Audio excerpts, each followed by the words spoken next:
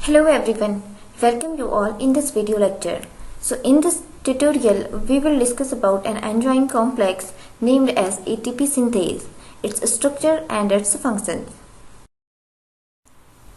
So let's start with the introduction. So ATP synthase is an enzyme found in the mitochondrial matrix and it generates ATP during oxidative phosphorylation, which is the last step of cellular respiration as well as of glucose metabolism. Now it is an enzyme, so let's understand what are enzymes. Basically, enzymes are defined as the proteinous substances that act as a catalyst in living organisms. In simple words, these are some biomolecules which help to increase the rate of reaction.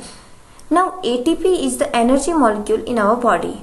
The full name of ATP is adenosine triphosphate, and they are high energy phosphate bonds act as energy currency for our cells for proper cell functioning. The enzyme ATP synthase use the proton motive forces for ATP synthesis. Now where this ATP synthase are present and where the ATP synthesis takes place. So in the case of eukaryotic cells, they present in the mitochondrial matrix, and in case of plants, ATP synthase is also present in the thylakoids of membranes of chloroplast, where it generates ATP in light-dependent reactions. Chloroplast is a cellular organism found only in the plants and photosynthetic algae, and it contains the photosynthetic pigment chlorophyll in it. In the prokaryotes, there is no any double membrane bound organelle present, so in this condition it is found in the cytosol. Now let's understand the structure of ATP synthase. So the structure of ATP synthase is consist of two parts, which are F0 component and F1 component. Here the part which is embedded in the inner membrane of mitochondria or in the thylakoid membrane is called F0 component, and the F1 component is found in the matrix of mitochondria or in the stroma of chloroplast. This component is also called as F1 ATPase. Here in this diagram we can see the structure of ATP synthase having two components, which are F0 component and F1 component. Now this is the structure of ATP synthase, and here the F0 component contains 1 alpha subunit, 2 beta subunit and 9 to 12 C subunits. These are the C subunits of ATP synthase, and these subunits have 2 alpha helix which span the mitochondrial membrane. It is a transmembrane complex which forms regulated H+ channels, and we can see the F0 component of this ATP synthase which embedded in the mitochondrial membrane. Now the another component is F1 ATPase, also called as F1 component. It is tightly bound with F0 component, and this is made up of 3 alpha, 3 beta and delta, gamma and epsilon units. It protrudes into matrix, and here the beta subunits of F1 ATPase act as a site of ATP synthase. Now here is the center of F1 ATPase, and this is gamma subunit.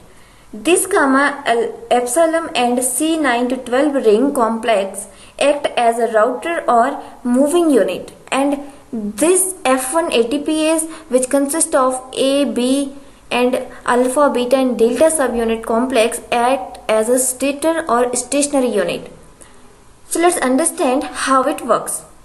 So the rotation of this complex is imparted by passage of protons from electron transport chain, and the ATP synthase synthesizes ATP by harnessing the proton motive forces.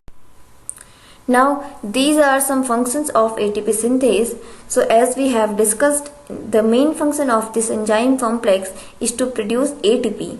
According to the assumption, each molecule of ATP synthase can produce 100 molecules of ATP per second. Besides the ATP production, ATP synthase can also function in the reverse of hydrolyzed ATP and to pump H+ ions across the inner mitochondrial membrane. Basically, it catalyzes the condensation of ADP, which is adenosine diphosphate, and phosphoric ion to form ATP. And during in its function, it named as ATP synthase because it synthesizes ATP. Now, let's understand the whole process of ATP synthesis in detail. So, the binding change mechanism model for ATP synthesis is widely accepted. Who can describe the method of ATP synthesis or the whole procedure of ATP synthesis by the enzyme ATP synthase in detail. And this model is developed by Paul Boyer, and it is also known as flip-flop mechanism. And why it is called as, we will discuss in our upcoming slides. So this model proposed that the ATP synthesis is coupled with a conformational change in ATP phase, which is generated by gamma subunit. So now let's understand with the diagram. So here we can see the 3 beta subunits of stationary unit in the stage 1. Here we can see the loose state contains ADP and the tight states containing ATP molecule. And then it rotates anti-clockwise and they all converts their positions or change their positions. Now in this condition, the T site or the tight site containing ADP or converting ADP into ATP, and the open site releasing the newly made ATP, and the loose site L, which is also known as L site, accepts the newly substrate which is ADP. So this is the mechanism of ATP synthesis by the process of ATP synthase.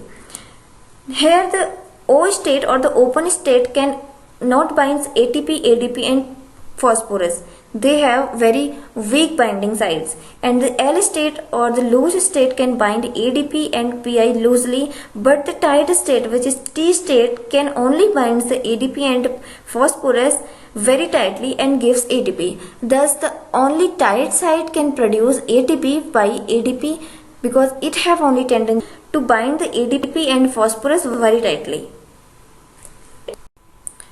Now, the free energy change for movements of protons across the membrane can be calculated by the Nernst equation. So, the Nernst equation calculates the amount of free energy released by the passage of 1 mole of protons down an electrochemical gradient by the above equation. So, here in this equation, which can we see the delta G is equal to NF delta E, where F indicates the Faraday constant and the E indicates potential difference. And with the help of this equation, we can calculate the amount of free energy released by passage of 1 mole of protons.